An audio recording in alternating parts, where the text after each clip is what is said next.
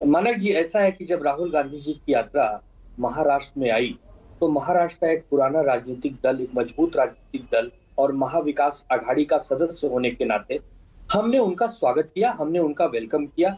हमारे नेता आदित्य ठाकरे जी उनके साथ कदम मिलाकर चले।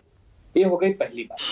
दूसरी बात की राहुल गांधी जी ने जो आज बात कही है कि हम जीतेंगे और मध्य प्रदेश में बीजेपी कहीं दिखेगी नहीं, उसके पीछे एक बहुत बड़ा तर्क है कि भाजपा को हराया जा सकता है। भाजपा के राष्ट्रीय अध्यक्ष जेपी नड्डा जी के गृह राज्य में भी उन्हें हराया जा सकता है, इसलिए मध्य प्रदेश में भी उन्हें हराया जा सकता है। एक चीज क्लियर हो। तीसरी बात, भारत जोड़ो यात्रा को लेकर लोगों के मन में अनाक अनाक भ्रांतियां हैं। भाजपा के मित्र कह रहे हैं कि वो क्या आदि शंकराचार्य हो गए हैं कि जो भारत जोड़ रहे हैं। देखिए, गांव में कहावत है कि किसी उद्देश्य या किसी मुद्दे को लेकर जब हम चलते हैं तो एक गांव से दूसरे गांव को जोड़ते हैं, चौथे गांव को पांचवें गांव से जोड़ते हैं, गांव गांव जुड़ता चला गया, शहर शहर जुड़ता चला गया, देश जुड़ता चला गया, राज्य जुड़ता चला गया। आप इस परिप्रेक्ष्य में भी तो देख सकते हैं, क्या भारत जोड़ो मतलब कोई भारत टूटा नहीं था? ये कोई बात ही नहीं है। भारत जोड़ने का अर्थ ये है कि सबको एक सहमति पर ले आना, सबको एक विचारधारा पर ले आना, अलग अलग राज्यों को, अलग अलग भाषाओं को, अलग अलग राजनीतिक नेताओं को एक मंच पर ले जाने के लिए राहुल गांधी। अरे भाई, महाराष्ट्र में जब आई थी राहुल गांधी की यात्रा, आपको तो वो अपनी विचारधारा पर ला नहीं पाए। आपने तो खुलेआम उनसे अपनी असहमति जता दी थी जब वो सावरकर पर बोले थे। वीर सावरकर का जो भी अपमान करेगा हम उससे असहमत रहेंगे। हमारे नेता उद्धव ठाकरे ने स्पष्ट किया है कि वीर सावरकर पर कोई समझौता नहीं। कौन सी विचारधारा, एक विचारधारा जिसको वो वैकल्पिक एक सोच बता रहे हैं, वो कौन सी है विचारधारा सोच? कॉमन मिनिमम प्रोग्राम जो 2022 में कोई नेता कह रहे थे कि मैं भारत में सभी को घर दूंगा, हर घर में नल दूंगा, हर नल में जल दूंगा, 2 करोड़ नौकरियां दूंगा, किसानों की आय दुगनी करूंगा, देश में खुशी का माहौल बनाऊंगा।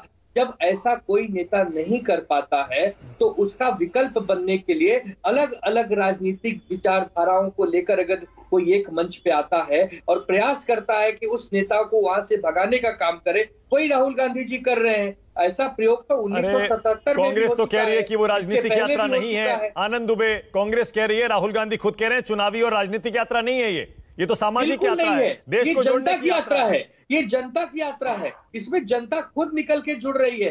जो भीड़ आप देख रहे हैं, पहले बीजेपी कहती थी कि हम कांग्रेस की यात्रा को गंभीरता से नहीं लेते, हम राहुल गांधी जी की इस यात्रा को गंभीरता से नहीं लेते। अब इतनी गंभीरता हो गई कि कोरोना से उनकी जान बचाने के लिए चिट्ठी लिख दी जा रही है। आनंद दुबे, एक सेकेंड। आनंद दुबे, देखिए, तथ्य ये है, फैक्ट ये है, उत्तर प्रदेश में जब ये यात्रा जा रही है कोई भी विपक्षी दल इस यात्रा में शामिल नहीं हो रहा है। अखिलेश, मायावती, आरएलडी, एसपी कोई नहीं शामिल हो रहा है। और देखिए, एक और बात बताऊं आपको आनंद दुबे, एक चीज और, आदित्य ठाकरे जब राहुल गांधी के साथ इस यात्रा में शामिल हुए थे तब तक सावरकर पर बयान नहीं आया था राहुल गांधी का। जब वो बयान आया उसके बाद अगर ये आदित्य ठाकरे का निमंत्रण होता, मैं आपको लिख के देता हूं, मैं भी लिख के देता हूं, आदित्य ठाकरे नहीं जाते उस यात्रा में अगर सावरकर का बयान पहले आ गया होता तो। वरना आप बता दीजिए, कह दीजिए चले जाते। मैं आपको बता रहा हूं। अभी आपने कहा कि उत्तर प्रदेश के नेता साथ में नहीं जा रहे हैं। अरे भाई, 2019 में एनडीए में कौन कौन होता था बीजेपी के साथ? अकाली दल, शिवसेना, जेडीयू। आज 2022 में साथ में नहीं है।